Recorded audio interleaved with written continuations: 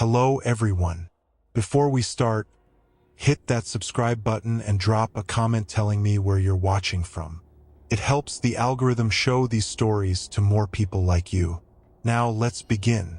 What I'm about to tell you happened on New Year's Eve 2023, and I swear on everything I love that every word is true. Some nights change you forever, and that was mine. My hands were shaking so badly I could barely grip the door handle. Behind me, through the back window of our Uber, I could see those headlights getting closer. Closer. The kind of close that makes your heart stop beating for a second. Let me back up. It was December 31st, 2023, and my friends had convinced me to go out one last time before the new year. Me, Megan, her boyfriend Troy, and my buddy Dennis from work. We'd been tight since college, the kind of friends who knew each other's coffee orders and childhood traumas. That night, we just wanted to watch some fireworks, eat terrible food truck tacos, and go home before the drunk drivers made the roads a death trap. Everything was perfect until 2:30 in the morning. We'd called an Uber share to save money. You know, the kind where you split the ride with random strangers heading the same direction. Our driver was this quiet guy named Oscar. He had a tiny Colombian flag hanging from his mirror and played reggaeton so softly you could barely hear it. Two other passengers were already in the van when we climbed in. A young couple who looked absolutely wrecked from partying. The girl already passed out against the window with glitter smeared down her face like war paint. The route took us through the north suburbs, past Oakwood Heights, where everything was dead silent. Most people were either still downtown or already crashed at home. The houses looked creepy in the darkness. Deflated snowmen lying flat on frozen lawns. Christmas lights blinking on timers with nobody awake to see them. Oscar was cutting through a neighborhood I didn't recognize when we stopped at a red light. Four-way intersection. Nothing special. That's when I saw it. A dark blue sedan sat in the lane next to us, slightly ahead. At first, I thought the two people inside were just fighting. You know, that loud, messy kind of argument couples have after too much drinking on a holiday. But then the driver's arm came up. I saw his fist connect with the woman's face. Not a slap, not a shove. A full closed fist punch that snapped her head against the passenger window so hard I heard the thump even through our closed doors. Megan gasped beside me. Troy leaned forward between the seats to get a better look. The driver hit her again. This time he grabbed a fistful of her hair and slammed her head against the dashboard. The woman wasn't fighting back. She wasn't even trying to protect herself. Her arms just hung there at her sides like she'd already given up. Like this wasn't the first time. I could see blood on her face now, dark and shiny under the streetlight, smearing across the window where her cheek pressed against the glass. Oscar muttered something in Spanish and looked at us through the rearview mirror. His eyes were wide with the same shock we all felt. Troy didn't hesitate. He reached over and slammed his palm against our horn, holding it down for a solid 5 seconds. The sound cut through that silent neighborhood like a scream. The man in the sedan stopped mid-swing. His head turned slowly toward our van. I got my first clear look at his face. Maybe mid-40s, thick neck, shaved head that gleamed under the amber streetlight. But his eyes weren't wild or crazy like I expected. They were cold, calculated, like he was sizing us up and deciding what to do about the interruption. The light turned green. Nobody moved. For one long, horrible moment, we just stared at each other through the glass. Then his lips curled into something that wasn't quite a smile. He raised one finger pointing directly at our windshield, directly at us. Then he slowly pulled his car forward and turned right. Dennis already had his phone out, dialing 911 before the sedan even completed the turn. Oscar hit the gas the second the other car was out of sight. I felt our van lurch forward as we sped through the intersection, going straight, putting as much distance as possible between us and whatever we'd just witnessed. The young couple in the back had woken up now. The girl asked in a confused, slurred voice what was happening. Nobody answered her. I was twisted around in my seat, watching the road behind us through the rear window. My heart was pounding so hard I could feel it in my throat, in my temples, behind my eyes. For about 30 seconds I thought we were clear. The street behind us stayed empty. Just dark asphalt and parked cars and the occasional porch light. Then a pair of headlights swung around the corner. Fast, way too fast.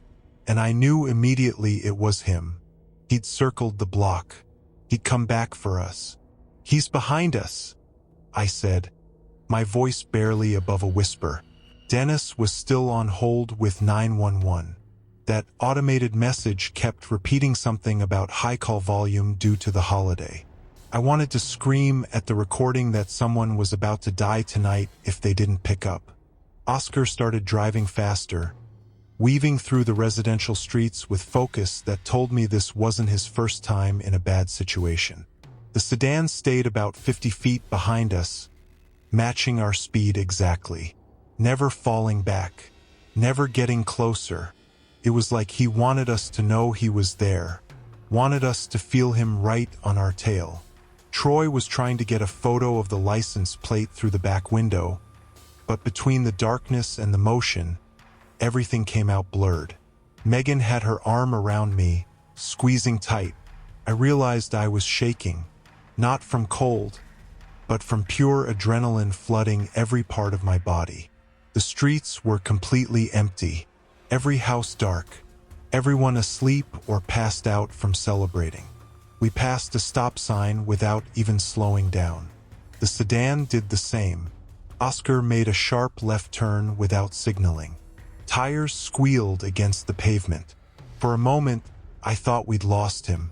But when I looked back, those headlights were already rounding the corner behind us. Steady, patient, like a predator who knew his prey had nowhere to go. Then the sedan surged forward without warning. The gap between us closed in seconds. I heard Megan scream as the headlights flooded our back window, so bright I had to shield my eyes. He was right on our bumper now, close enough that I could make out his silhouette through the glare. That thick neck, that bald head, one hand on the wheel and the other doing something I couldn't see. Oscar swerved hard to the right. The sedan clipped our back corner with a crunch of metal that sent us fishtailing across the empty street. The young couple in the back was fully awake now, the guy yelling questions nobody had time to answer. I grabbed the headrest in front of me and held on as Oscar regained control, my teeth rattling from the impact. The sedan had fallen back a few car lengths. I could see a fresh dent in his front bumper gleaming under a streetlight, and I could see him laughing, actually laughing, his mouth wide open, shoulders shaking with amusement. Like this was the most fun he'd had in years. That image burned itself into my memory. A man who beats women in his car, who chases strangers through empty streets at 3 in the morning, laughing like he was watching a comedy show. Finally, a voice came through Dennis's phone. A real human voice, tired and stressed, but real. He started talking fast, giving our location as best he could, describing the sedan, the assault we witnessed, the chase that was now entering its 5th minute. The dispatcher told us to stay on the line, to keep moving, that units were being sent, but response times were delayed because of the holiday. Delayed. That word hit me like a punch to the chest. We were being hunted through a sleeping neighborhood and help was delayed. Oscar shouted that he was heading toward the main road, hoping there would be more traffic, more witnesses, maybe even a police car doing a routine patrol. But the residential streets seemed endless. Block after block of identical houses with their porch lights off and their curtains drawn. The sedan rammed us again. Harder this time. I heard something crack underneath our van, a sound that made Oscar curse loudly in Spanish. Troy was trying to calm everyone down. telling us we just needed to make it to Bleecker Avenue where there would be gas stations and a 24-hour diner. But his voice was trembling so badly the words came out in pieces. We almost made it. I could see the glow of commercial lights ahead, the familiar red and yellow of a gas station sign rising above the rooftops like a beacon. Oscar pushed the van as hard as it would go, the engine whining in protest. And for a few beautiful seconds, the sedan fell behind. But then came a sound that made my stomach turn.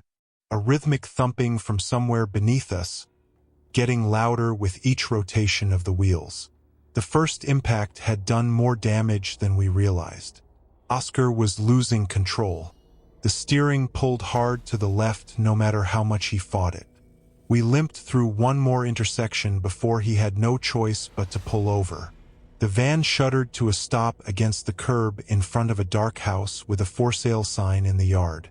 The gas station was maybe 3 blocks away. It might as well have been 3 miles. The sedan rolled up behind us and stopped. Its headlights illuminated the interior of our vehicle like a stage. Nobody moved. Nobody breathed. We sat there in that harsh white light, waiting to see what he would do next. The driver's door swung open. He stepped out onto the street. He was bigger than I expected.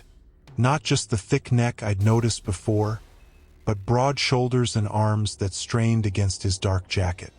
He walked toward us slowly, deliberately. His boots made a sound against the asphalt that seemed impossibly loud in the silent neighborhood. Dennis was still on the phone with 911, whispering our new location, begging them to hurry. Oscar reached under his seat and pulled out a tire iron, his jaw set tight. Troy grabbed the back of his seat like he was ready to jump out and help if it came to that. The man stopped about 10 feet from our rear bumper. He just stood there, staring at us through the back window. Then he reached into his jacket pocket. I felt every muscle in my body tense so hard my vision started to blur at the edges. But he didn't pull out a weapon. He pulled out a cigarette and a lighter, lit it casually, took a long drag while watching us like we were animals in a cage. He wanted us to know he was in control, that he could take his time, that nobody was coming to save us. The standoff lasted maybe 2 minutes, but it felt like an hour. He finished his cigarette slowly, flicked the butt onto the pavement and ground it under his boot. Then he started walking toward us again. This time, Oscar threw open his door and stepped out, the tire iron gripped tight in his right hand. I wanted to scream at him to get back inside, but my voice was stuck somewhere deep in my chest. The two men faced each other across the empty street. I could see the calculation happening behind the aggressor's eyes, weighing whether this was worth it, measuring Oscar up, deciding if he could take him. That's when we heard it. Sirens. Faint at first, but getting louder, coming from somewhere to the east. The man heard them too. Something shifted in his posture. He took one step back, then another. His eyes swept across our van one final time, locking onto each of us through the windows like he was memorizing our faces. Then he pointed at us again. That same slow, deliberate gesture from the intersection. And he walked back to his sedan. He got in, reversed smoothly, and disappeared down a side street just as the first red and blue lights appeared in the distance. By the time the patrol car reached us, he was gone. The cops took our statements for almost an hour, parked there on that dark residential street while the sky slowly turned gray with the first hint of dawn. They found the woman from the sedan at a hospital emergency room about 40 minutes later. She'd walked in alone, bleeding from a gash above her eyebrow. She refused to say who hurt her. She wouldn't press charges, wouldn't even confirm that she knew the man we described. The police told us this happens more often than people think, that victims protect their abusers for reasons that are complicated and heartbreaking, and that without her cooperation, there wasn't much they could do. They never caught him. I spent weeks checking news sites, waiting for a story about a bald man with a thick neck arrested for assault or worse. It never came. Sometimes I still think about that woman. Wonder if she got away from him eventually, or if she's still trapped in that cycle, flinching every time his hand moves. And I think about the way he looked at us through that back window, smoking his cigarette. So patient, so calm. He knew exactly what he was doing. He knew he'd get away with it. The thing that haunts me most isn't the chase or the fear. It's the fact that somewhere out there, he's still driving those same streets. And the next person who honks at a red light might not have sirens coming to save them. Story 2. The Alley. The countdown had just hit 0 when I lost sight of Nathan in the crowd. We'd kept this New Year's Eve tradition alive since graduating together back in 2015. And no matter how crazy life got, that one night stayed sacred. Pioneer Courthouse Square in downtown Portland was absolutely packed. Thousands of people crushed together so tight I could feel strangers breathing against my neck. By 11:30, what started as a comfortable gathering had transformed into a suffocating mass of bodies. Our group got separated despite our best efforts to hold on to each other. I lost Nathan first, then Theo and his brother Julian vanished somewhere to my left when a wave of people surged past. Priscilla from my office grabbed my arm and shouted something I couldn't hear over the noise, but within seconds she got pulled away too, her hands slipping from mine like water through fingers. My phone had died an hour earlier because I'd forgotten to charge it before leaving. No way to text anyone or check our meeting spot. The air grew thick and warm despite the freezing December temperature. A strange mix of body heat and alcohol breath and perfume that made my head swim. I needed to get out, just for a minute, just enough space to breathe and think and figure out where everyone went. I pushed sideways through the crowd, using my shoulders to carve a path toward the edge of the square. It took almost 10 minutes to move 50 feet, squeezing between couples holding champagne bottles and groups of college kids wearing glittery hats and blowing noisemakers directly into my ears. When I finally broke free from the densest part of the gathering, I found myself near the corner of Southwest Yamhill and 6th Avenue. The crowd thinned enough that I could actually extend my arms without touching another person. A small side alley opened up between two older brick buildings. One of them a closed antique shop with iron bars over the windows. I stepped into the mouth of that alley just to catch my breath, leaning against the cold brick wall and letting the winter air fill my lungs. The noise from the square still thundered behind me, but here it felt muffled, distant, like listening to a concert from outside the venue. I checked my watch. 11:47. 13 minutes until midnight and I had no idea where my friends were. That's when the first firework exploded overhead. Someone had jumped the gun on the countdown, sending a burst of red and gold across the sky that lit up the alley in flickering colors. In that brief flash of light, I saw them. About 40 feet deeper into the alley, two men in dark jackets were dragging a woman toward a service door at the back of one of the buildings. She was struggling, her legs kicking against the pavement, one of her heels scraping the concrete as they pulled her. I saw her mouth open wide, saw her body twist and fight, but the boom of the fireworks swallowed whatever sound she made. For a second, I just stood there, my brain trying to process what my eyes were showing me. Another firework went up, this one green and white. In its glow, I saw her face clearly. Young, maybe mid-20s, mascara streaking down her cheeks, pure terror in her eyes. One of the men had his hand clamped over her mouth while the other gripped her arm so hard I could see the fabric of her silver dress bunching under his fingers. I didn't think. I just moved. My feet carried me deeper into the alley before my brain could calculate the danger. I heard myself yelling something. "Hey, stop!" Or "let her go." I can't remember the exact words because my heart was pounding so loud it drowned out my own voice. The two men stopped and turned toward me. The fireworks kept exploding above us, painting their faces in bursts of color that made them look almost unreal. The one holding her mouth was shorter, stocky, with a shaved head and a neck thick as a tree trunk. The other was taller and leaner, wearing a black beanie pulled low over his forehead. They didn't look panicked or surprised. They looked annoyed, like I was a fly buzzing around their dinner. The tall one said something to his partner in a language I didn't recognize, then let go of the woman's arm and started walking toward me.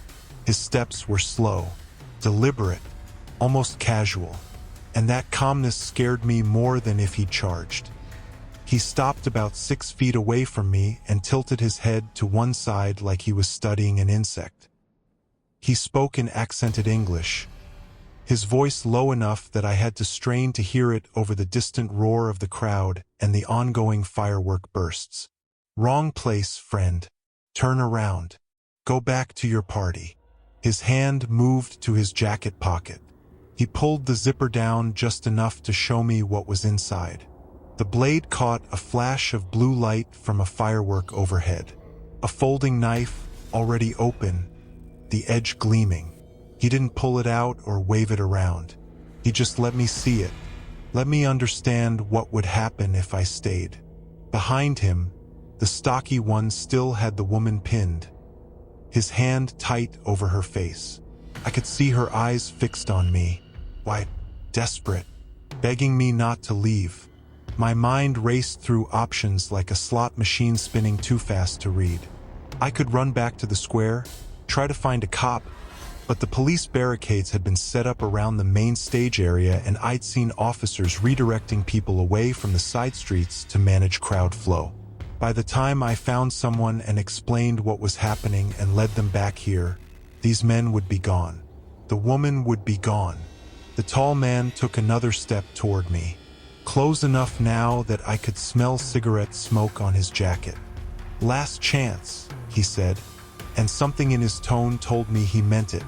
Behind us, the crowd in the square started the countdown.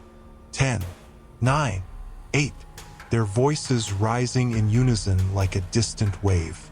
I looked past him at the woman, at the tears streaming down her face, at her fingers clawing uselessly at the stocky man's arm.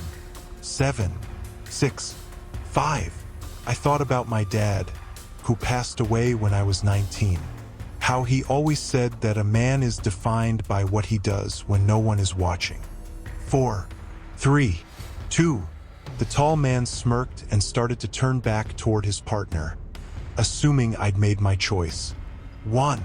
The sky erupted in a symphony of explosions, a cascade of color and thunder that shook the windows of the buildings around us. And in that moment, while the tall man's attention flickered upward for just a fraction of a second, I grabbed a metal trash can lid leaning against the wall and swung it at his head with everything I had. The lid connected with the side of his skull with a sound I'll never forget. A hollow, wet thunk that vibrated up through my arms and into my shoulders. He stumbled sideways, crashing into a stack of wooden pallets. The knife clattered out of his hand onto the pavement. I didn't stop to see if he was getting up. I ran past him toward the stocky one, who'd released the woman's mouth to reach for something in his own pocket. She screamed then, a raw, broken sound that cut through even the roar of the fireworks. She threw her elbow backward into his ribs. He grunted and loosened his grip just enough for her to twist free. She fell to her knees on the concrete, scrambling toward me on all fours, her silver dress torn at the hem and her hair wild around her face. I grabbed her arm and pulled her up, already turning back toward the mouth of the alley. But the tall man was on his feet again, blood running down the side of his face. And he'd retrieved his knife. He stood between us and the way out, his expression no longer annoyed, but something much worse, focused, predatory, like a hunter who'd just decided his prey was worth the effort. The woman clutched my arm so hard her nails dug through my jacket sleeve. "There's another way," she gasped. her voice hoarse from screaming. I saw it when they brought me in. A gate at the back leads to the next street. I didn't have time to question her. The stocky man had recovered from the elbow to his ribs and was moving toward us now, flanking his partner, trapping us in a pincer. I turned and ran deeper into the alley, pulling the woman with me, our footsteps echoing off the brick walls. The fireworks were still going, burst after burst, lighting up the narrow passage in strobing flashes of red and gold and green. We passed dumpsters overflowing with cardboard boxes, a rusted bicycle chained to a pipe, puddles of something dark I didn't want to identify. The alley twisted left, then right, opening into a small courtyard surrounded by the back entrances of closed businesses. A chain-link gate stood at the far end, maybe 7 feet tall, topped with barbed wire that glinted in the intermittent light. The woman pointed at it, her breath coming in ragged gasps. "There, we can climb it." I heard footsteps behind us, getting closer, the sound of the tall man cursing in that language I couldn't place. I reached the gate first and grabbed the chain link with both hands, testing its strength. It rattled but held firm. I turned to the woman and cupped my hands together, creating a step for her foot. "Go. I'll boost you over." She hesitated for just a second, looking at me with an expression I couldn't read. Gratitude, maybe, or disbelief that a stranger would do this for her. Then she put her foot in my hands and I lifted her up, my arms screaming from the effort as she grabbed the top of the fence and hauled herself over. She cleared the barbed wire somehow, leaving a strip of silver fabric caught on one of the points, and dropped down to the other side with a grunt of pain. I started climbing after her, my fingers hooking through the diamond-shaped gaps in the chain link, my shoes slipping on the metal. I was halfway up when a hand grabbed my ankle and yanked me backward. I lost my grip and fell, landing hard on my back in the courtyard. The impact knocked the wind out of me. The tall man stood over me, knife in hand, blood still dripping from his temple where I'd hit him. His partner was right behind him, blocking any chance of escape back the way we came. The tall man crouched down beside me, pressing the flat of the blade against my cheek. I could feel how cold it was, how sharp the edge, and I thought about how strange it was that this might be the last thing I ever felt. "You should have walked away," he said almost sadly, like he regretted what he was about to do. The fireworks had slowed down now, the grand finale fading into scattered pops and crackles. I could hear the distant cheering of the crowd celebrating the new year. I was going to die in this dirty courtyard while thousands of people toasted champagne less than 2 blocks away.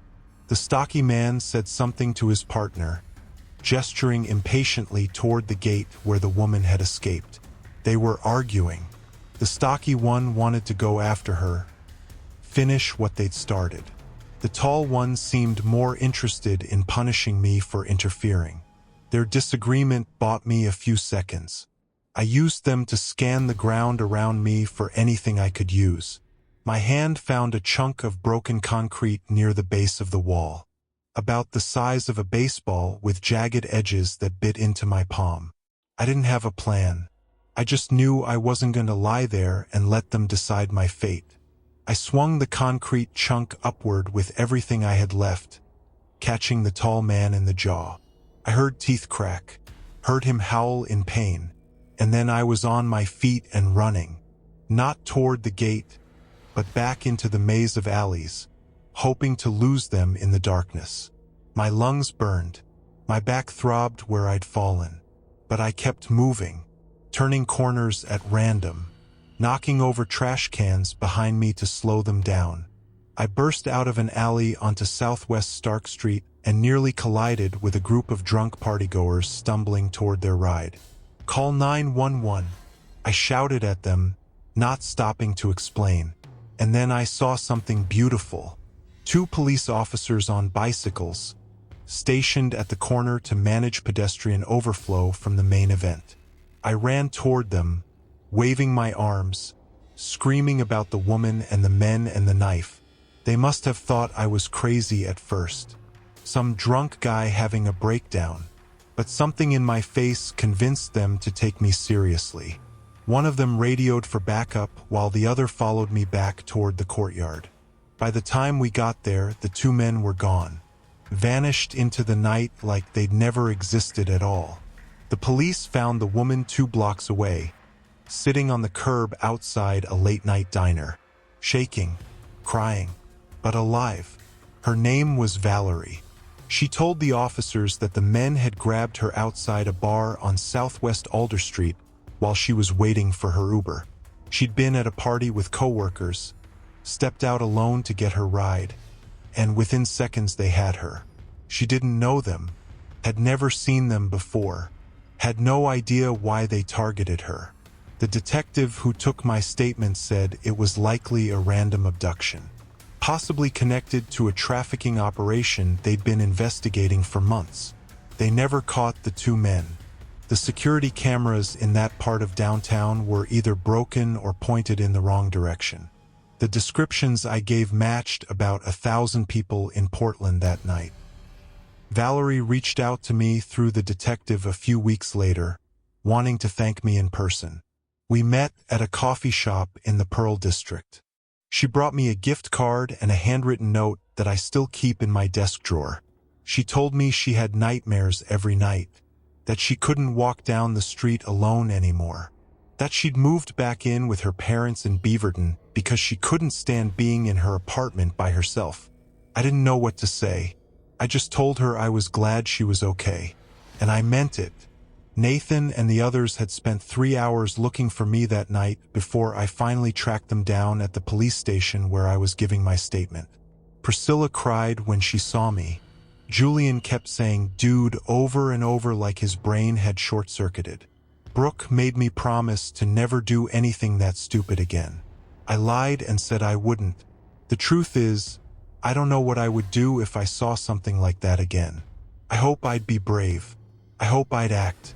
But I also know now what it feels like to have a knife pressed against your face, to feel completely certain you're about to die, and that knowledge changes you in ways you can't explain. It's been almost a year now. I still go downtown sometimes, still walk past that alley on Southwest Yamhill. The antique shop is a smoothie place now. The courtyard got cleaned up and turned into a small parking lot. There's no sign that anything ever happened there.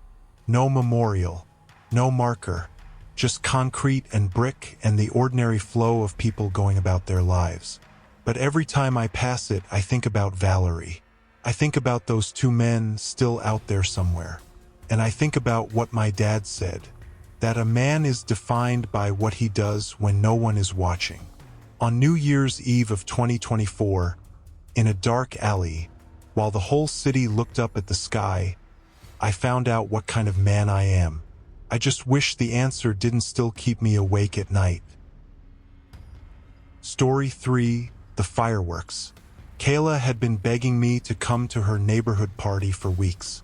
My younger sister moved to this cul-de-sac in suburban Phoenix right after her wedding in 2022, and this was her first time hosting anything bigger than a dinner party. New Year's Eve seemed like the perfect occasion, she kept saying. Her neighbor Vic had promised to handle the fireworks. I remember rolling my eyes when she mentioned that part during our phone call. Fireworks in a residential area always made me nervous. But she assured me Vic knew what he was doing. He had connections, she said. Worked for some company that did pyrotechnics for events. At 34, I should have trusted my gut more than my little sister's enthusiasm. But she sounded so excited. And I'd spent the last 3 New Year's celebrations alone in my apartment with cheap champagne and whatever was streaming. So I drove the 2 hours from Tucson, arriving just as the sun was setting behind the stucco houses, dyeing the whole street this gorgeous shade of burnt orange. The backyard was smaller than I expected, maybe 40 feet deep before it hit a wooden fence that separated my sister's property from the house behind hers. Vic had set up his equipment near that fence, which struck me as odd even before I understood what I was looking at. There were these metal racks, almost like ladder frames, holding thick cardboard tubes pointed at the sky. A folding table next to them was covered with boxes I couldn't read from across the yard. Around 30 people milled around on the patchy grass, holding plastic cups and paper plates loaded with appetizers. Tiki torches lined the perimeter, their flames dancing in the slight breeze. My sister ran over the moment she spotted me, wrapping me in a hug that smelled like her vanilla perfume and the sangria she was clearly already enjoying. She introduced me to a blur of faces I immediately forgot. Neighbors and co-workers and friends of friends. Everyone in that buzzing pre-midnight mood where strangers become temporary best friends. I grabbed a drink and tried to relax, but my eyes kept drifting back to those tubes near the fence. Counting them, there had to be at least 20. Around 11, Vic started gathering everyone closer to watch him prep the show. He was a stocky guy in his 50s with a gray goatee and a baseball cap that said something about veteran pyrotechnicians. His hands moved with confidence as he checked connections and adjusted angles. I noticed he was wearing thick leather gloves. That detail should have reassured me, but it did the opposite. If he needed protection, what about the rest of us standing 15 feet away with nothing but solo cups in our hands? I mentioned this to a woman next to me, a redhead named Donna who lived 3 houses down. She laughed and said Vic did this every year, that he was a total pro. Her 8-year-old son was sitting cross-legged on the grass near the front of the crowd. His face lit up with anticipation. I wanted to suggest she pull him back a bit, but I didn't want to be that person, the paranoid guest ruining everyone's fun. So I stayed quiet, sipping my drink, watching Vic move between the racks like a surgeon preparing his instruments. The countdown started at 5 minutes to midnight. Someone had connected a phone to a portable speaker, and we could hear the broadcast from Times Square mixing with the neighborhood noise. Other parties on adjacent streets. Distant pops and crackles from early fireworks. Dogs barking in protest. Kayla found me in the crowd and grabbed my arm. Her eyes glassy from the sangria, but her smile so genuine it made me feel guilty for being anxious. She said this was going to be amazing, that Vic had spent over $2,000 on this display. I remember thinking that was insane. That amount of money on something that would last maybe 10 minutes. But then everyone started counting down from 30 and I got swept up in it despite myself. The voices around me grew louder. 20, 15, 10. Vic stood by his setup with a long lighter in his hand, waiting. 5, 4, 3, 2, 1. The cheering erupted. People hugged and kissed, and Vic touched the flame to the first fuse. The first few shots were beautiful. I'll give him that. Golden bursts that spread across the sky like dandelion seeds caught in wind, followed by crackling red ones that sounded like 1,000 tiny whips snapping at once. Everyone tilted their heads back, mouths open, the colors reflecting in their eyes. I felt myself relaxing a little, thinking maybe I'd been ridiculous to worry. Vic moved along the rack with practiced ease, lighting fuses in sequence, stepping back to admire his work before moving to the next. The show was synchronized in a way that felt almost musical, the explosions building on each other in rhythm. I pulled out my phone to record a clip for my social media, something I rarely did, but the display was genuinely impressive. Then came a deeper boom, one of those big mortars that shake your chest from the inside. A purple flower bloomed overhead. Everyone gasped and applauded. Vic raised his fist in triumph. That's when I noticed the rack on the far left had started to tilt. It happened so fast my brain almost refused to process it. The metal frame leaned maybe 5 degrees, then 10. And before anyone could react, one of the tubes fired. Not up, but sideways, almost parallel to the ground. The mortar shot across the yard like a flaming comet, trailing sparks and smoke, and slammed into the wooden fence about 3 feet to my right. The explosion was nothing like the ones in the sky. This was concentrated, violent, a punch of light and heat that sprayed splinters in every direction. Someone screamed, a sound that cut through the ringing in my ears. I stumbled backward and collided with a man I didn't know, both of us nearly falling onto a knocked-over lawn chair. When I looked up, the rack had tilted further. I could see the next tube in line, its fuse already burning down. It was pointing directly at the crowd. I don't remember making the decision to scream. The sound just ripped out of me, raw and primal. A single word, repeated over and over. Move, move, move. People were already stumbling in different directions, but most of them had no idea what was happening. The sky was still exploding with color from the other racks that hadn't fallen, and the noise was so overwhelming my warning barely carried. I grabbed the arm of the person closest to me, an older man with a white beard who looked completely disoriented. I yanked him toward the sliding glass door that led into the house. The second mortar fired just as we moved. I heard it more than saw it. A whooshing hiss followed by an impact somewhere behind us. Glass shattered.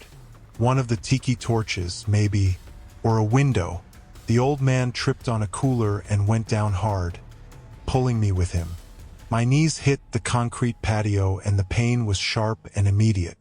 But I forced myself up, forced him up, because I could hear another fuse crackling in that terrible countdown rhythm. The backyard had descended into absolute chaos.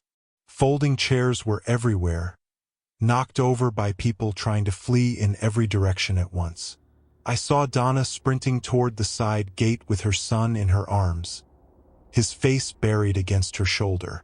Someone was crying, a high-pitched keening sound that mixed with the ongoing explosions overhead. Vic was shouting something I couldn't understand, waving his arms near the fallen rack like he could somehow will it back into position. Another mortar launched from the tilted frame. This one went low and fast, skipping off the grass before detonating against the back wall of the house. Stucco crumbled and rained down in chunks. A window on the second floor shattered outward, spraying glass onto the crowd below. I felt something sting my forearm and looked down to see blood. A thin line where a shard had sliced through my skin. The pain was distant, unreal. All I could think about was finding Kayla. I spotted her near the back door, crouched behind an overturned patio table with 2 other women. Her eyes found mine across the yard. Even in the strobing light of the fireworks still launching from the upright racks, I could see how terrified she was. Her mouth was forming my name, but no sound reached me through the cacophony. I started moving toward her, staying low, weaving between abandoned chairs and spilled drinks. The grass was slick with something, beer maybe, or the sangria from a shattered pitcher. My foot caught on a power cord and I nearly went down again, catching myself on the edge of a plastic table at the last second. Another mortar fired from the fallen rack. I watched it arc sideways into the neighbor's yard. The explosion lit up the fence line and I heard a woman over there start screaming in Spanish. The whole neighborhood was awake now, porch lights flicking on up and down the street. But nobody could help us. The remaining tubes were still loaded, still connected to whatever chain of fuses Vic had rigged. They were going to keep firing until every last one was spent. I reached Kayla and pulled her into a crouch beside me. Both of us pressed against the side of the house where a small overhang offered some protection. Her whole body was trembling. When she grabbed my hand, her fingers were ice cold despite the warm Arizona night. She kept saying she was sorry, over and over, like this was somehow her fault for inviting me.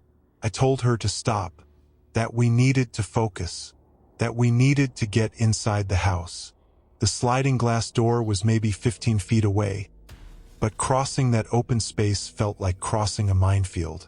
I counted the tubes I could still see on the fallen rack. For maybe 5. It was hard to tell in the chaos. Each one was a bomb waiting to go off in a random direction. Vic had finally backed away from the equipment, his face pale and slack. All that earlier confidence completely gone. He was just standing there, frozen, while people ran past him toward any exit they could find. I wanted to scream at him, to ask him what kind of professional let something like this happen. But there was no time.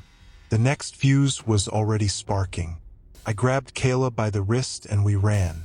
Not toward the sliding door anymore. There were too many people crowding that entrance, pushing and shoving in blind panic. Instead, I pulled her along the side of the house toward the narrow gate that led to the front yard.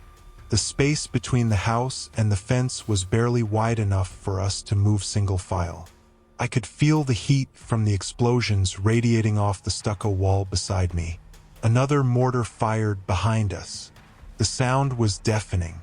A crack followed by a roar that seemed to vibrate through my entire skeleton.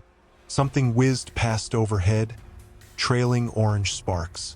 We burst through the gate and stumbled onto the front lawn just as the last few tubes emptied themselves into the night. From this angle, I could see the damage clearly. The scorched fence, the blackened patch of grass, the smoke pouring from a hole in the side of the house where one of the mortars had punched through. Fire was licking at the edges of that hole, small but growing. Someone was already on the phone with 911. Sirens wailed in the distance, getting closer. The aftermath felt like waking up from a nightmare, only to find out everything was real. Paramedics treated 7 people for burns, cuts, and smoke inhalation. Donna's son had a piece of wood embedded in his calf that required surgery. He still walks with a slight limp today. The old man I dragged to safety suffered a mild heart attack from the stress and spent 3 days in the hospital. Vic faced criminal charges for reckless endangerment and operating unlicensed fireworks in a residential area. Turned out his connections were just a guy he knew who smuggled professional-grade mortars from Mexico. He had no real training at all. Kayla's house needed over $40,000 in repairs. She sold it 6 months later and moved to a different state. Said she couldn't stand being in that backyard anymore. I still have a faint scar on my forearm where the glass sliced me. A thin white line that catches the light when I move a certain way. Every New Year's Eve since then, I stay inside. All the curtains drawn. When midnight comes and the fireworks start outside, I put on noise-canceling headphones and turn the television up as loud as it will go. Some sounds you just never want to hear again. Story 4. The bathtub. New Year's Eve has always been my excuse to stay indoors. While everyone else floods the streets and packs into bars, I prefer the quiet of my own apartment. A modest 2-bedroom unit on the 3rd floor of a building in a working-class neighborhood just outside Houston. My sister Vicky keeps telling me I need to get out more. That turning 34 means nothing if I spend every holiday like a hermit. But after 10 years working as an HVAC technician, crawling through attics and dealing with people's broken units all day, the last thing I want is to squeeze into some overcrowded venue with strangers screaming in my ear. That Wednesday night, December 31st, 2023, felt like any other quiet celebration to me. I'd invited my buddy Jerome and his wife Patty over for some food, a few beers, and whatever countdown show was playing on TV. Nothing fancy, nothing wild. Just 3 people in their 30s acting their age for once. My apartment sat on Ridgecrest Drive, a street that got louder every year as the neighborhood changed. But I figured the noise would die down by 1 or 2 in the morning like it always did. Jerome and Patty left around 12:30, right after we watched the ball drop and clinked our bottles together. Patty had to work an early shift at the hospital the next morning, so they didn't stick around long. I remember standing at my door, waving them off as they walked down the outdoor corridor toward the stairwell, their footsteps echoing against the concrete. The air outside was thick with the smell of gunpowder and barbecue smoke. I could hear fireworks popping somewhere in the distance, or at least what I assumed were fireworks. That distinction would matter a lot more in about 20 minutes. I closed the door, locked the deadbolt, started gathering up the paper plates and empty bottles from my coffee table. My TV was still on, some post-midnight coverage showing celebrations in Times Square. I had this peaceful feeling in my chest, like the night had gone exactly as planned. I carried the trash into the kitchen, tossed it in the bin under the sink, and grabbed a wet rag to wipe down the counter. Everything was calm. Everything was normal, and I had no idea that my ceiling was about to explode. I was wiping down the kitchen counter when I heard the first crack. It wasn't like a firework. Fireworks have that whistling buildup, that theatrical pause before the boom. This was sharp, sudden, like someone snapping a thick branch right above my head. I looked up at the ceiling just in time to see a chunk of drywall the size of my fist come loose and tumble down onto my living room carpet. Dust puffed up from the impact, little white particles floating in the glow of my floor lamp. For a second, I just stood there with the wet rag in my hand, trying to process what I was seeing. My first thought was that something had fallen on the roof, maybe a piece of debris from a firework, or some drunk idiot throwing something off a balcony. But then I noticed the hole, a small, dark puncture in the ceiling, surrounded by cracked plaster, perfectly round, like someone had driven a nail through from the apartment above. Except there was no apartment above me. I lived on the top floor. Above my ceiling was nothing but roofing material and open Texas sky. I walked over slowly, my brain still not catching up to what my eyes were telling me. The debris on the carpet wasn't just drywall. There was something else mixed in. Something small and metallic, glinting under the lamplight. I crouched down and saw it clearly. A bullet, deformed and flattened on one side, sitting right there on my beige carpet like it belonged there. I picked it up without thinking. The heat surprised me so much I almost dropped it. The metal was warm, not burning hot, but definitely warm. The kind of temperature you feel when you grab a coffee mug that's been sitting out for 10 minutes. My mind raced through possibilities. A gun accident in a neighboring building. Some kind of malfunction. Maybe a hunter somewhere outside the city limits. None of it made sense. I was standing in my own living room, holding a bullet that had just fallen from my ceiling. And outside, I could still hear what sounded like 100 firecrackers going off in every direction.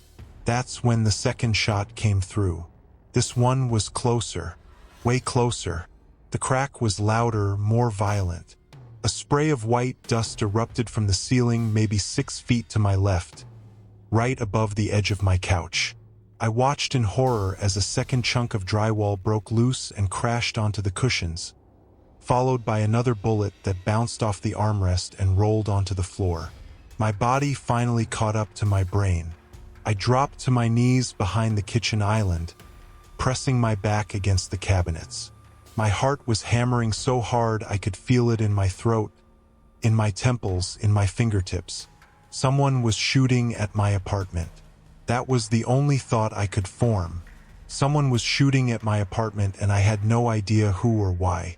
I pressed myself lower, trying to make myself as small as possible. My cheek against the cold tile floor. The popcorn ceiling above me suddenly looked like a minefield. Every inch of it a potential entry point for the next round.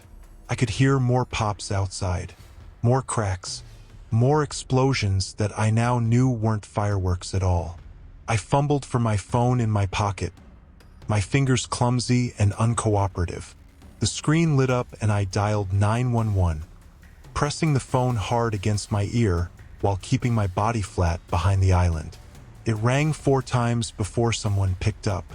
The voice on the other end sounded exhausted. overwhelmed, like they'd already answered 1,000 calls that night. I tried to explain what was happening. Bullets coming through my ceiling. 2 shots already. I'm hiding in my kitchen.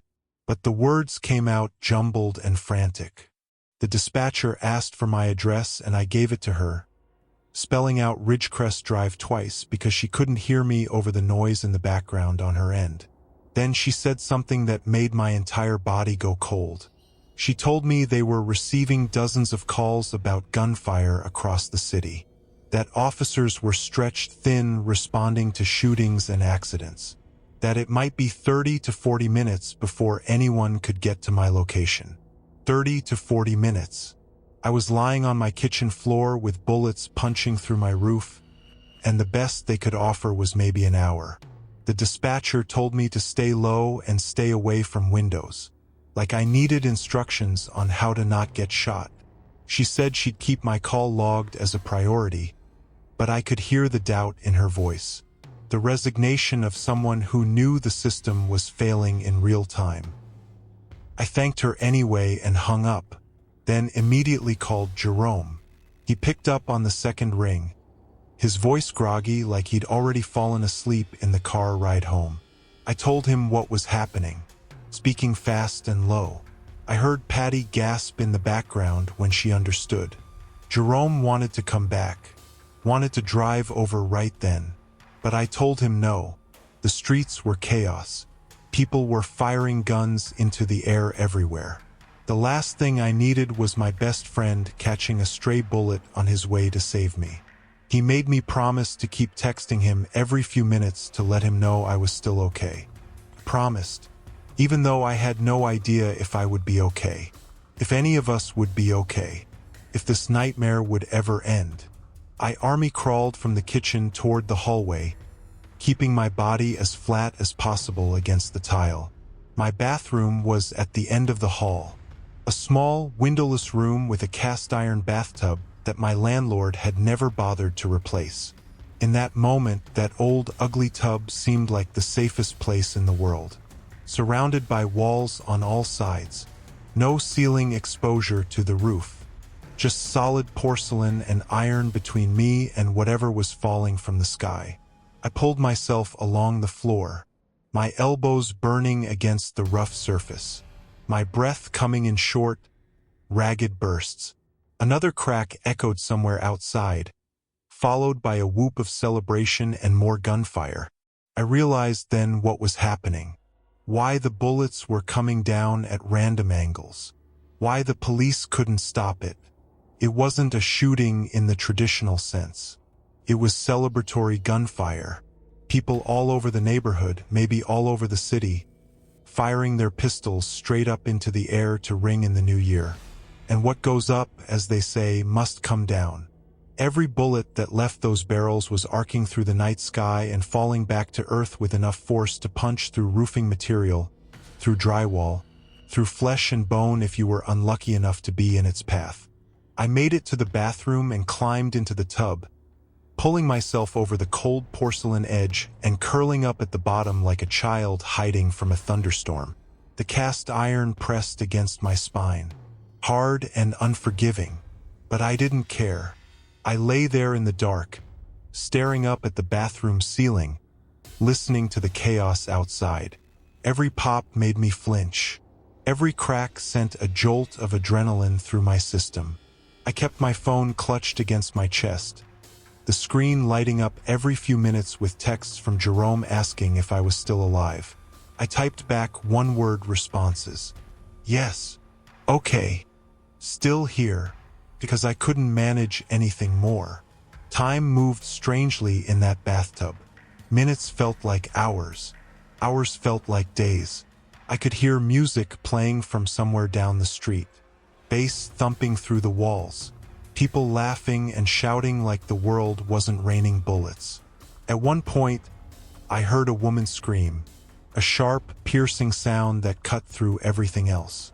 I pressed my palms over my ears and squeezed my eyes shut and prayed it wasn't what I thought it was. The third bullet came through around 1:15 in the morning. I heard it hit somewhere in the apartment. A distant thud followed by the familiar sound of debris falling.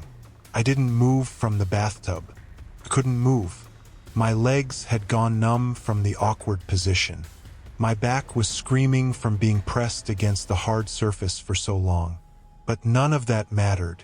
I just lay there, counting the seconds between each burst of gunfire outside, trying to calculate how many more rounds might be headed my way.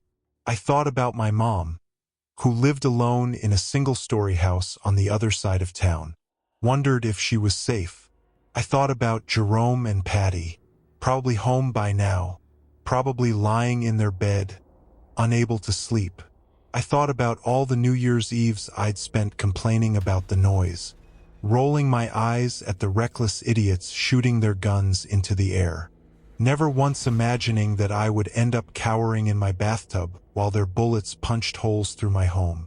The gunfire outside seemed to come in waves, intense bursts followed by brief moments of quiet, then building up again like a storm that refused to pass. Somewhere around 2:30, the shooting started to slow down. The gaps between bursts grew longer, the pops more scattered, the whoops and cheers less frequent. I stayed in the tub anyway, not trusting the silence, not trusting anything. My phone battery had dropped to 12%. I watched it tick down with growing anxiety, knowing that if something else happened, I might not be able to call for help. At 3 o'clock in the morning, I finally heard sirens. Not coming to my building, but somewhere nearby, maybe a block or two over. I wondered if someone had been hit, if that woman's scream I'd heard earlier had been more than just fear. I wondered how many people across the city were lying in bathtubs just like me, or hiding under beds, or pressing themselves flat against floors while the sky rained metal. The thought made me feel less alone and more terrified at the same time. By 3:30, the gunfire had mostly stopped, replaced by the distant wail of ambulances and the occasional bark of a dog. I waited another 30 minutes before I trusted myself to move, my muscles stiff and aching as I pulled myself up and over the edge of the tub.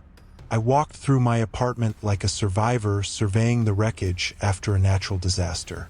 The living room was covered in a thin layer of white dust from the ceiling damage. I found 3 holes total. One above the carpet where the first bullet came through, one above the couch from the second, and a third near my bedroom door that I hadn't even heard happen. The bullets themselves were scattered across the floor. Small, deformed pieces of metal that had traveled through the night sky before crashing into my life. I picked them up one by one and dropped them into a glass jar on my kitchen counter, my hands still trembling from the adrenaline that hadn't fully left my system. The police finally showed up around 4:15. 2 exhausted officers who took photos of the damage and filled out a report that I knew would go nowhere. They told me dozens of people had called in similar complaints, that at least 3 people in the greater Houston area had been hit by stray bullets that night, including a teenager who was in critical condition at Memorial Hermann. They gave me a case number and a pamphlet about victim services, and wished me a happy new year on their way out the door. I moved out of that apartment 6 weeks later, broke my lease, paid the penalty, found a ground floor unit in a quieter part of town where the neighbors are mostly retirees and young families. My landlord tried to charge me for the ceiling repairs, but I threatened to go to the local news with photos of the bullet holes. He backed off pretty quick. Jerome helped me pack up my stuff. When we carried the last box down to the moving truck, I looked up at my old living room window and felt nothing but relief. I still have those 3 bullets in that glass jar, sitting on a shelf in my new place like some kind of morbid souvenir. People ask me about them sometimes. I tell them the story. They always react the same way. Disbelief first, then horror, then that uncomfortable silence that comes when someone realizes how close you came to not being here anymore. My sister Vicky says I should throw them away, that keeping them is unhealthy, but I disagree. I keep them because I need to remember how random it all was. How easily one of those rounds could have come through while I was standing up instead of crouching down. New Year's Eve came around again this past December. I spent it at my mom's house on the other side of town, far from the neighborhoods where people still think firing guns into the air is a celebration. We watched the countdown on her old television, drank sparkling cider because she doesn't keep alcohol in the house, and when midnight hit, I flinched at every distant pop I heard outside. She noticed, of course. Moms always notice. She put her hand on my arm and told me I was safe. I wanted to believe her. I really did. But the truth is, I don't think I'll ever hear fireworks the same way again. Every crack, every boom, every whistle sends my mind back to that bathtub, to those hours spent curled up against cold porcelain while the world fell apart above me. I survived that night by pure luck. Nothing more. The bullets that came through my ceiling could have hit me just as easily as they hit the drywall. And somewhere out there, the people who fired those shots probably don't even know what they did. They probably woke up the next morning with hangovers and empty magazines and no idea that their celebration almost ended my life. That's the part that haunts me the most. Not the fear, not the helplessness, but the randomness of it all. The complete and total randomness. Story 5: The Nightclub. Celebrating my birthday on December 31st always felt like a blessing and a curse. On one hand, the whole world throws a party. On the other, good luck getting anyone to focus on you when fireworks and champagne are involved. By 2024, after years building a career in marketing, I figured I deserved one night of real celebration. My friend Heather had been raving about this upscale nightclub downtown called Velour for months. One of those places where the cocktails cost $20 and the bouncers wear earpieces like Secret Service agents. She convinced me that ringing in the new year there would be the perfect way to mark another trip around the sun. I spent $200 on a sequin dress and another $50 on heels I could barely walk in. Heather picked me up around 10. We arrived just as the line was wrapping around the block. The bass from inside vibrated through the concrete. I remember thinking this was exactly what I needed. The interior of Velour matched every expectation I'd built in my head. Crystal chandeliers hung from vaulted ceilings, casting prismatic light across a dance floor packed with bodies moving in synchronized chaos. VIP sections were roped off with velvet, occupied by people who looked like they belonged in magazine spreads. Heather grabbed my wrist and pulled me toward the main bar, where 3 bartenders in matching black vests were shaking cocktails like performers. I ordered a single vodka cranberry, my only drink of the night, wanting to stay sharp enough to actually remember the countdown. Heather disappeared into the crowd around 11, chasing after some guy she recognized from her spin class.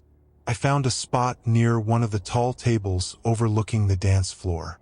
The music was loud, the energy electric, and I felt genuinely happy for the first time in months.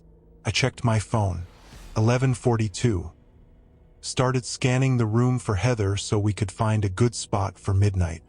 That's when a man in a server uniform approached my table carrying a tray with a single champagne flute. He was tall, maybe 6'2", with a shaved head and a jawline sharp enough to cut glass. His uniform matched the other staff members perfectly. Black vest, white dress shirt, even the little gold pin on his collar that said Velour in cursive script. He smiled and placed the glass in front of me, leaning in close to be heard over the music. "Complimentary champagne for the countdown," he said, gesturing vaguely toward the bar. I thanked him without a second thought. This was exactly the kind of thing upscale clubs did, especially on New Year's Eve. He nodded once and disappeared into the crowd before I could even ask if he'd seen a redhead in a green dress. The champagne looked expensive, tiny bubbles rising in perfect columns. I brought it to my lips without hesitation. The first sip tasted slightly bitter, which I attributed to whatever high-end brand they were pouring. I took another small sip and set the glass down, turning my attention back to the dance floor. 11:47. The DJ was building toward something, layering beats that made the whole room pulse like a single living organism. I felt a wave of dizziness wash over me, subtle at first, like standing up too fast. I gripped the edge of the table and blinked hard, trying to focus. The lights seemed brighter, the music louder. The faces around me started to blur at the edges. My legs felt heavy, as if someone had filled my shoes with wet sand. I'd experienced tipsy before. This was not that. One vodka cranberry and 2 sips of champagne should not have done this to me. My vision started narrowing, the periphery going dark like someone was slowly closing curtains on either side of my eyes. I fumbled for my phone, but my fingers felt thick and clumsy, disconnected from my brain. I needed to move. I needed to find Heather, find a security guard, find anyone who could help me. I pushed myself away from the table and immediately stumbled, catching myself on the arm of a stranger who barely glanced at me before turning back to his conversation. The room was spinning now, not dramatically like in movies, but in slow tilts that made every step feel like walking on a ship in rough waters. I aimed for the restrooms, remembering they were near the back hallway, past the second bar. People bumped into me constantly, too absorbed in their own celebrations to notice a woman struggling to stay upright. The countdown clock on the main screen showed 11:51. 9 minutes until the new year. 9 minutes until everyone would be screaming and kissing and completely oblivious to anything else happening around them. I made it maybe 20 feet before 2 men appeared on either side of me, one grabbing my elbow, the other placing a hand on my lower back. "Hey, there she is," the one on my left said loudly, his voice carrying a practiced cheerfulness that made my stomach turn. "We've been looking everywhere for you." He was shorter than the man who'd given me the champagne, stocky, with a thick neck and a goatee that looked like it had been drawn on with a marker. The other one was younger, maybe mid-20s, with sandy hair and a polo shirt that screamed fraternity alumni. They moved in perfect coordination, guiding me toward the back of the club like they'd done this 100 times before. I tried to pull away, but my arm felt like it belonged to someone else. "She always does this," the younger one said to a couple who glanced our way, shaking his head with an exasperated smile. "Too much champagne. You know how it is." The couple laughed and returned to their drinks. Nobody questioned it. Nobody asked if I was okay. It was New Year's Eve and everyone assumed I was just another drunk girl being helped home by her friends. Somewhere deep in the fog clouding my brain, a survival instinct kicked in. I remembered reading somewhere that you should make a scene, be loud, be difficult, because predators rely on compliance. I planted my heels into the floor as hard as I could, which wasn't very hard given my condition, and let out a sound that was meant to be a scream but came out more like a strangled moan. The stocky one tightened his grip on my elbow, his fingers digging in hard enough to leave bruises I'd find the next morning. "Easy now," he muttered close to my ear, his breath hot and smelling like whiskey. "You're making a scene." I saw the restroom sign glowing maybe 15 feet ahead and made a decision. I went completely limp, letting my body drop like dead weight. The move caught them off guard. For a split second, their grip loosened. I threw myself sideways, crashing into a group of women in matching silver dresses who shrieked and spilled their drinks everywhere. The chaos gave me just enough cover to crawl. Actually crawl on my hands and knees toward the bathroom door. I don't remember pushing the door open. I don't remember locking myself in the handicap stall at the far end. What I remember is pressing my back against the cold tile wall and fumbling with my phone. My vision swimming so badly the screen looked like it was underwater. I managed to pull up the number for the club, which I'd saved earlier in case Heather and I got separated. A woman answered on the third ring, barely audible over the music bleeding through the line. "I need security," I said, or at least I tried to say. The words came out slurred and broken. "Someone drugged me. 2 men. Trying to take me out." There was a pause. Then her voice sharpened. "Where are you right now?" "Bathroom," I managed. "Back hallway." "Stay there," she said. "Do not move. Do not open the door for anyone except security. They'll knock 3 times and say the word midnight." I slid down the wall until I was sitting on the floor, my sequin dress bunched up around my thighs. And I waited. The bathroom door opened twice while I sat there. The first time, I heard heels clicking on tile and 2 women laughing about someone named Brad who'd apparently kissed the wrong girl at the bar. They fixed their makeup, complained about the line, and left without ever knowing I was 10 feet away, fighting to stay conscious. The second time was worse. The door creaked open slowly.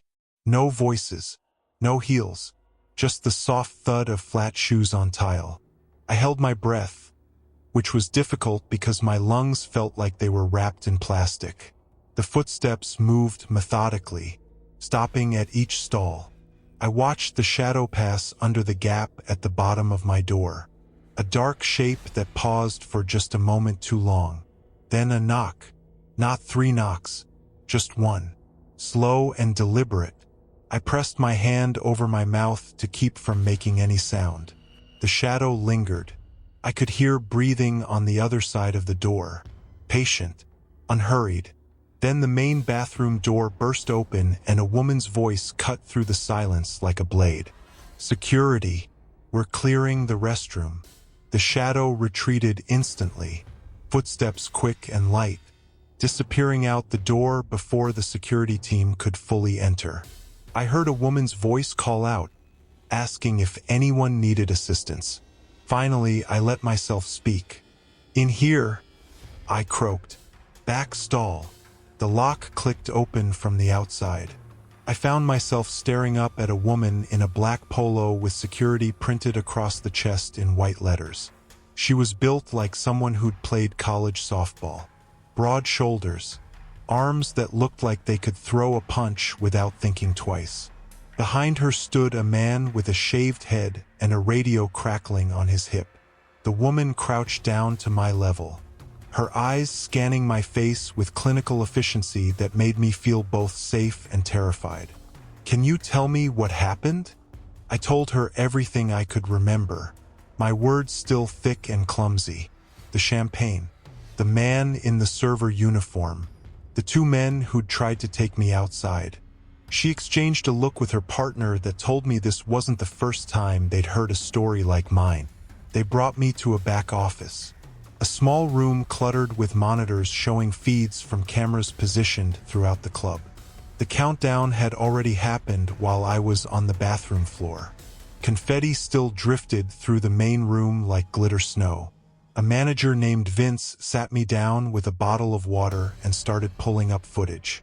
The female security guard, whose name was Jackie, stayed by my side the entire time. Within minutes, they found him. The man in the server uniform appeared on camera at 11:38, walking through a service entrance near the loading dock. He wasn't on the employee roster. He'd acquired a staff wristband from somewhere, probably stolen it off a real server, and had walked through the back hallways like he belonged there. On another monitor, they tracked him moving through the crowd, champagne flute in hand, stopping at my table for less than 30 seconds before vanishing again. Vince rewound and zoomed in. I saw it clearly. The moment before he approached me, he pulled a small vial from his pocket and tipped something into the glass. But what made me feel truly sick was the footage from the back exit. Starting around 11:50, the same man appeared on the camera covering the rear door, the one that led to the alley behind the club. He checked the handle, looked at his phone, paced a few steps away, then came back. Every 2 or 3 minutes, he repeated this pattern, his eyes fixed on the door like a predator waiting at a watering hole. The timestamp in the corner ticked past midnight, past 12:15, past 12:30. He only left when a delivery truck pulled into the alley at 12:42, headlights flooding the area, forcing him to retreat into the shadows and eventually out of frame. The 2 men who'd tried to escort me out of the club never appeared on that camera. Jackie told me they'd probably been stationed inside to guide targets toward the exit, while the man outside handled whatever came next. Targets.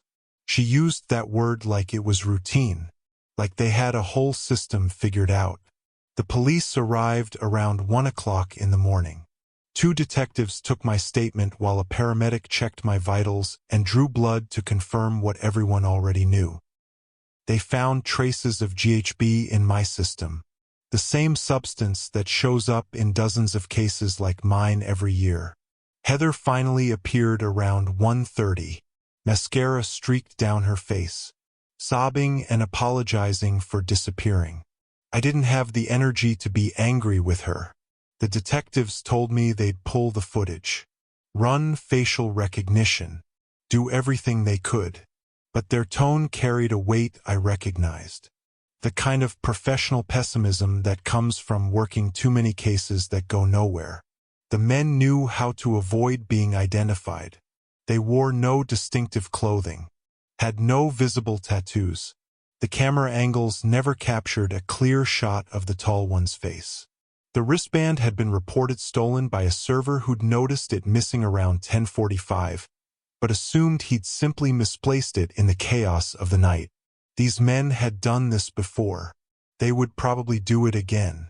I spent New Year's Day in bed, curtains drawn, jumping at every sound from the hallway outside my apartment. Heather stayed with me for 3 days straight, sleeping on my couch, checking the locks every few hours. The bruises on my arm turned purple, then yellow, then faded into nothing. The police called twice over the following weeks. Once to confirm the toxicology results. Once to tell me they hadn't been able to identify any of the 3 men. The case went cold, filed away with hundreds of others just like it. I still think about that night, about the single knock on the bathroom stall door and the breathing on the other side. I think about the man waiting by the back exit, checking his phone, patient as a spider in a web. Sometimes I wonder if he found someone else that night after I escaped. Someone who didn't make it to the bathroom in time. I don't go to clubs anymore. I don't accept drinks I didn't watch being poured. And every December 31st, while the rest of the world celebrates, I stay home with the doors locked and the lights on, grateful to be alive, and terrified of the people who tried to make sure I wouldn't be. Story 6. The Roadside. The drive home after the New Year fireworks usually felt like a small ritual for us. Windows cracked open to let out the smell of sparklers. Heater buzzing. My daughter half asleep in the back seat with one of her boots off. That night, though, the road cutting past the old industrial lots seemed darker than usual, like the street lights were taking turns failing. I remember leaning forward in my seat, trying to make sense of the shapes outside, while my brother Mark joked about how the town somehow looked older every year. We weren't in a hurry, just easing our way back after visiting relatives, still carrying that warm, tired feeling you get when the night went longer than planned. Nothing about that moment hinted that things were about to take such a sharp turn. The quiet in the car was almost comforting until Mark muttered something and tapped the brakes. At first, I thought he'd slowed down because of debris on the shoulder. Maybe some leftover fireworks or a bag that fell from someone's truck. But as the headlights stretched farther across the pavement, a shape stood out. Too still. Too human. The figure lay close to the gravel line. One arm bent under the body and the other stretched out like they'd been trying to reach the grass. My chest tightened as I leaned closer, half afraid of seeing a face. The person's jacket had this strange reflective strip that caught the light. Not the kind used on work coats. More like one someone had sewn on themselves. Mark didn't say a word for a solid 5 seconds, just gripping the wheel with this tense calm that only appeared when he was trying not to scare the rest of us. When he pulled onto the shoulder, the car rolled to a stop with a slow crunch of gravel. I could feel that eerie stillness sink in, the kind that makes every small sound seem louder. The air outside looked thick, almost muffled. The only movement came from the blinking hazard lights reflecting off bits of broken pavement. Mark told me to stay in the car while he called emergency services, but I stepped out anyway, keeping a few feet behind him. The person on the ground didn't move at all, not even a twitch. There was this odd detail I can't shake. One of their shoes was several feet away, resting upright as if someone had set it down deliberately. Mark kept his voice steady while talking to dispatch, but the way he kept glancing around made it clear he sensed something wrong lurking beneath the surface of what we were seeing. By the time the first patrol car arrived, the officer barely had to look twice before asking us to step back. He walked along the shoulder with a flashlight angled low, sweeping slow like he expected the ground to tell him a story. It didn't take long for him to find the tire marks. Deep, curved impressions cutting across the gravel in a pattern that didn't match a simple accident. Another officer showed up, then a third. Soon they were moving with that clipped urgency people get when they realize they're not dealing with a random tragedy. One of them asked if we'd heard anything earlier. An engine revving, a shout, anything. But the night had been quiet besides the last echo of fireworks. When they told us it looked deliberate, the weight of it settled in so suddenly that even Mark stopped trying to keep his composure for my sake. The neighborhood surrounding that stretch of road slowly came alive as word spread. People stepped out onto porches, still wearing party hats, jackets thrown over pajamas, champagne flutes in hand. A woman with a bright red scarf wrapped twice around her neck pointed down the street. Told an officer she'd heard a truck tearing through just after midnight. She described the engine as strained, like someone pushing it harder than it could handle. Another neighbor, an older man leaning heavily on a cane, mentioned seeing headlights swerving near the stop sign moments before disappearing into the dark. The officers marked every detail down, but the way they exchanged glances made it clear these accounts were aligning in a way they didn't like. While they continued gathering statements, one of the detectives approached us. Tall guy, narrow face, hair pulled back so tight it almost looked lacquered. He had this habit of pausing 2 seconds before speaking, as though mentally filtering every sentence.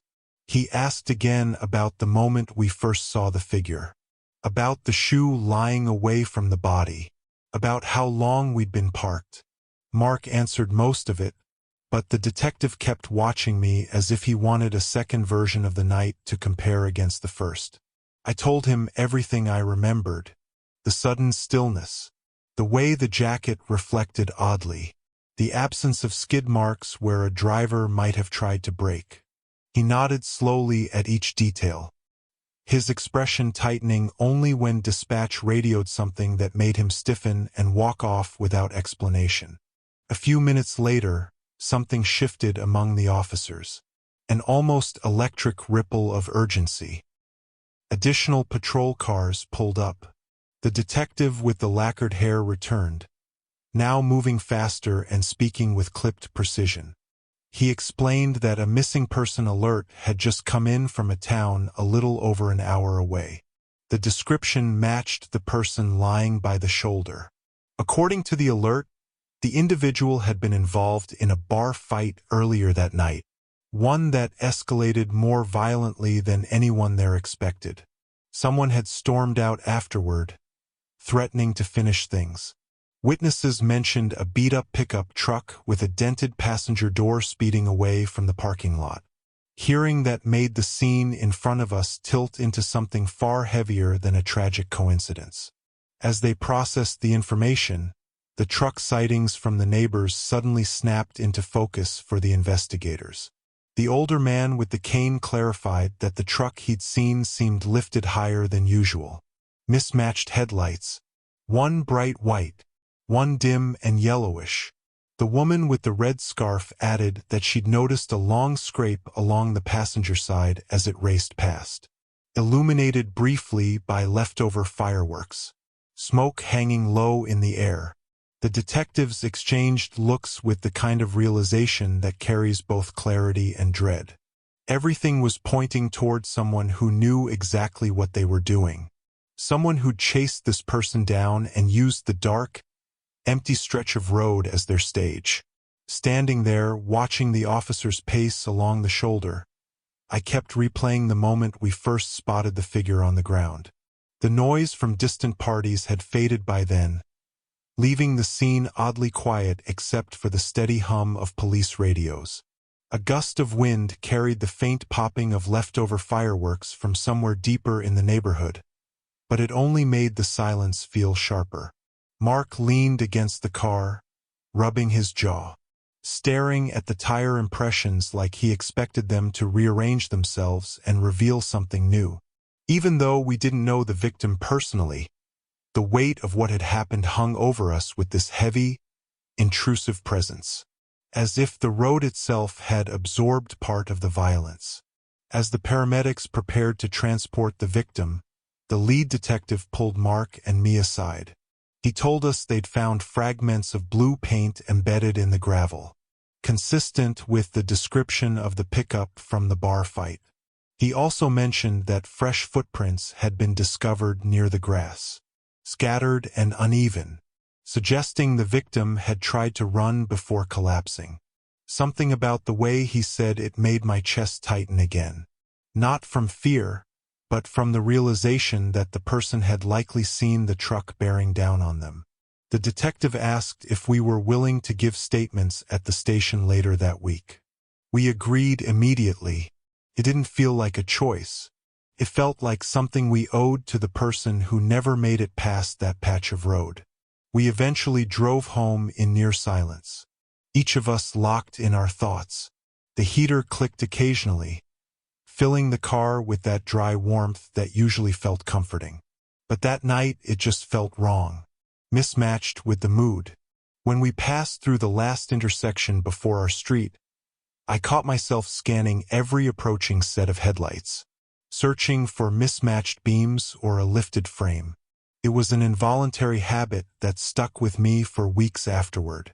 Even my daughter, who'd slept through most of the ordeal, sensed the tension the next morning when she asked why everyone seemed extra quiet.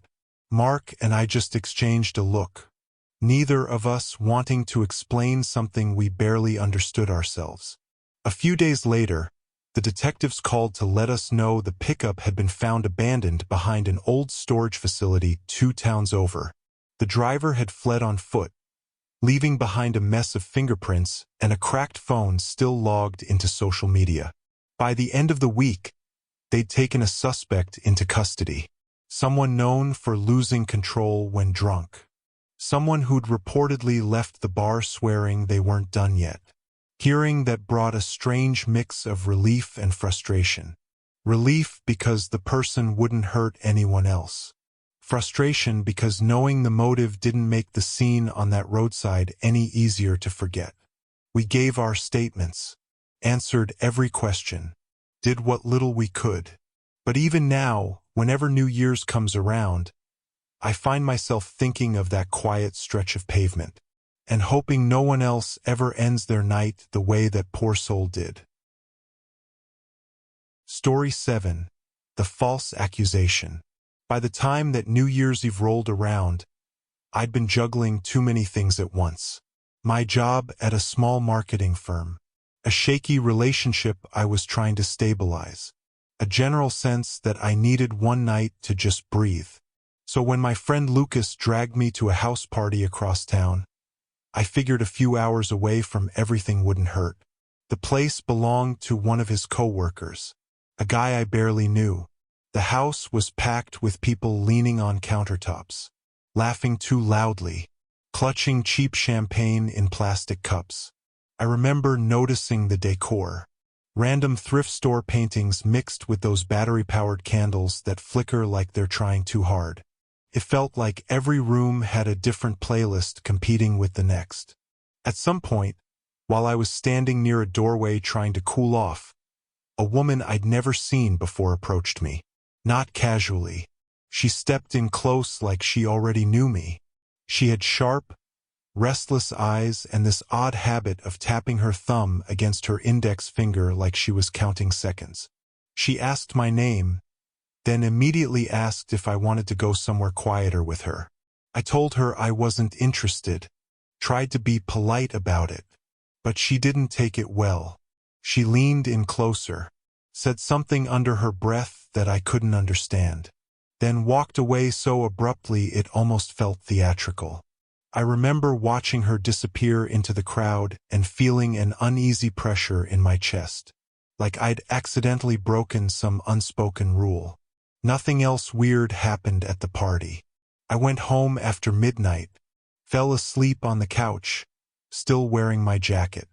Woke up the next morning to a phone that wouldn't stop vibrating.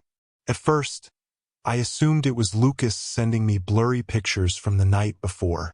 Instead, it was a string of messages from friends asking what the hell I'd done. A couple of them weren't even subtle. One told me to explain myself fast. My stomach tightened as I unlocked the first link someone sent. It led to a brand new social media profile using a grainy selfie of me from years ago, slapped beside a long post claiming I'd assaulted a woman at the party. No details, no name attached, just enough vagueness to let people fill in the gaps themselves. Within an hour, the post had been shared into circles I didn't even know I was part of anymore. Old classmates, co-workers, neighbors, people who hadn't spoken to me in years suddenly felt comfortable chiming in with half-baked judgment. My girlfriend didn't answer my calls. Even my boss left a voicemail saying we needed to talk immediately. What really rattled me was the confidence in the fake profile's tone, as if whoever wrote it had practiced mimicking my voice. They added small things only someone who'd observed me closely would know. References to my jacket, the specific drink I'd been holding, the room I'd been in. None of it proved anything, but it painted a picture vivid enough for people to believe whatever they wanted to believe. I kept trying to reach people who knew me well, hoping someone would slow down long enough to hear me out. But most conversations shut down before they even started. One longtime friend sent a single message. "Man, this looks really bad," then vanished offline. Even Lucas, who'd been at the party with me the entire night, hesitated when I called. He told me he hadn't seen anything happen, but that a couple of people claimed the woman I'd spoken with had left the house crying. That detail didn't match anything I remembered, but it was just specific enough to feed the spreading rumor. After we hung up, I sat on the edge of my bed, staring at the wall, trying to make sense of how fast the whole situation had taken on a life of its own. My first instinct was to track down the post's creator. I dug into the fake profile. Whoever made it had gone to great lengths to hide their tracks. The account had only one friend, an empty profile created on the same day. No personal photos, no background info, not even the usual list of random liked pages. Just post after post pushing the same accusation, worded slightly differently each time, almost like they were testing which version would get the most traction. I tried reporting it, but the platform's automated system brushed it off, claiming they found no violation. Seeing that message felt like watching a door lock on its own while I was still standing outside. That afternoon, things got worse. My girlfriend finally called, her voice tight and clipped, asking me to stay at my place for a while so she could think clearly. I could hear chatter in the background. Her sister, maybe a friend, feeding her their own interpretations while she tried to talk to me. I kept replaying every second of the night in my head. searching for anything that could have been misunderstood. But nothing fit the story being told. The woman from the party had barely spoken to me beyond that strange interaction. The more I tried to explain this, the more it sounded like I was dodging blame. Like I was constructing a narrative instead of just telling the truth. By early evening, someone had taken screenshots of the fake profile and reposted them in a community group connected to my workplace. Colleagues I'd never interacted with were now leaving comments, wondering if the company would take appropriate action. When I tried logging into my work email to get ahead of it, I found my access temporarily suspended. That was the moment a kind of heavy, electric tension settled in my chest, because it became obvious that whoever targeted me wasn't just stirring up trouble for fun. They were pushing everything toward a point where I'd be isolated, discredited, and unable to defend myself. And the scariest part was realizing that the only person at the party who'd acted strangely was the same woman whose name I still didn't know. I decided to go back to the house where the party had taken place, hoping someone there might remember the woman, or at least give me her name. When I pulled up, the place was noticeably quieter than the night before. A couple of empty cups were still scattered in the yard. Faint music played from somewhere inside, like someone had forgotten to turn off a speaker. The host, a guy named Trevor, answered the door looking groggy and confused, wearing a hoodie with a faded logo, holding a half-eaten granola bar. When I asked if we could talk, he let me in, but kept glancing at his phone as if expecting the conversation to go sideways. I explained everything as calmly as I could, watching his confusion shift into discomfort. When I mentioned the woman who'd approached me, he paused, as if searching his memory for something that wouldn't come. He said he didn't recognize the description at all. Sharp eyes, constant tapping, that weirdly rehearsed way she spoke. He insisted he'd never invited anyone like that, would have remembered if she'd caused any trouble. The more he denied knowing her, the stranger the situation felt. He finally admitted that a few people had mentioned seeing someone crying near the bathroom, but nobody could agree on what she looked like. Some said she wore a dark jacket. Others insisted it was light-colored. One person swore she had short hair. Someone else was adamant she had long hair pulled into a braid. It was like people were describing for different women. As I left the house, I called Lucas again, asked if he could meet me somewhere quiet. He showed up at a small coffee shop near the river, looking uneasy but trying to be supportive. I walked him through everything I'd found so far. He leaned forward with both elbows on the table, tracing the rim of his cup with one finger while he listened. When I mentioned the conflicting descriptions of the woman, he nodded slowly. It's like she wanted attention, but not an actual identity. That phrasing hit harder than he probably intended. The idea that someone could deliberately move through a crowd, leaving such scattered impressions, barely consistent yet memorable enough to weaponize, made the whole situation feel less random and more deliberate. On my way home, I decided to check the fake profile again, half hoping it had been taken down. Instead, I found a new post pinned to the top, a long message claiming I'd threatened the woman after she tried to get help. They even added a timestamp, suggesting the argument had happened around the same moment I was outside talking with Lucas. The post included a blurry photo of the back of my jacket, taken from an angle I didn't recognize. I hadn't felt watched at the party, but clearly someone had been paying very close attention to me. Seeing that picture, slightly tilted, taken from a doorway, made me realize that whoever started this had been close enough to brush past me without me ever noticing. When I got home, I called my brother, usually the level-headed one in the family, hoping he'd give me some unbiased perspective. Instead, he sounded wary, like he was choosing every word with caution. He told me he believed me, But he also said the situation was bigger than either of us expected. Someone had messaged him anonymously with screenshots before I even reached out, urging him to take distance for everyone's sake. Hearing that made something tighten behind my ribs. Not fear exactly, but a sharp awareness that the person behind this wasn't just tossing accusations into the void. They were reaching into my life with surgical precision, touching people I trusted before I could. I ended the call, feeling like the walls of my life had shifted a few inches inward. That night I barely slept. Instead, I sat on my couch with every light on, scrolling through the fake profile again and again, trying to find a crack in it. Around 3 o'clock in the morning, a comment appeared under one of the posts, an account I didn't recognize, tagging another person and saying, "Isn't this what you warned us about?"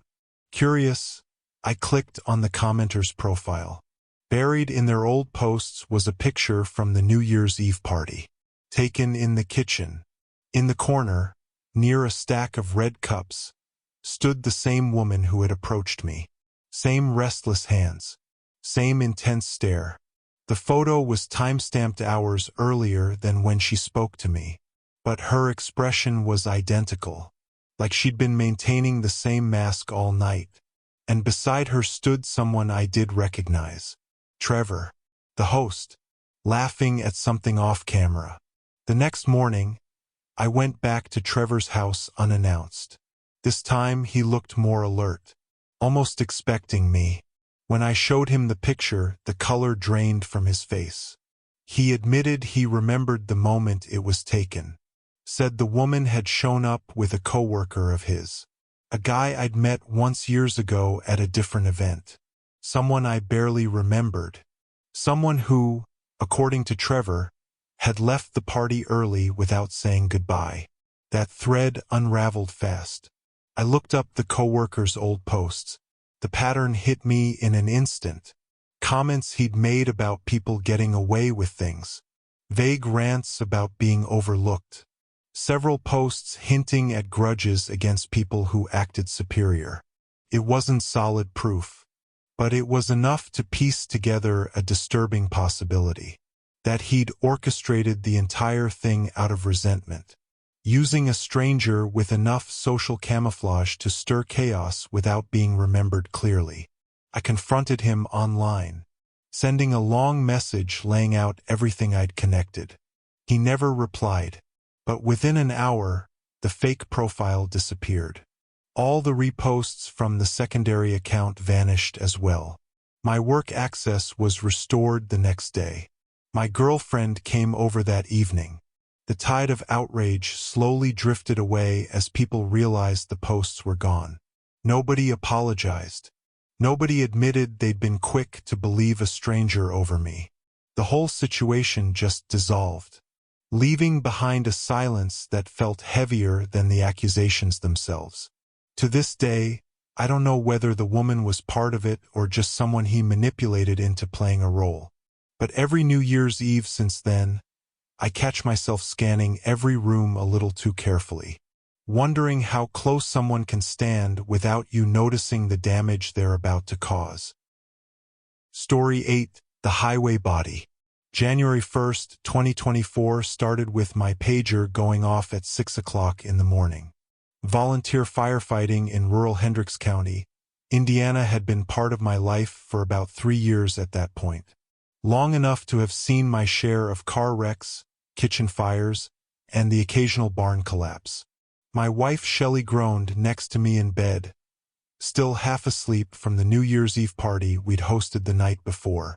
I kissed her forehead, threw on my gear, drove my pickup through the frozen darkness toward State Road 39.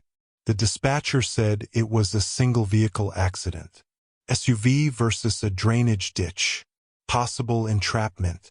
Standard stuff for icy roads and hungover drivers who thought they could make it home after celebrating too hard.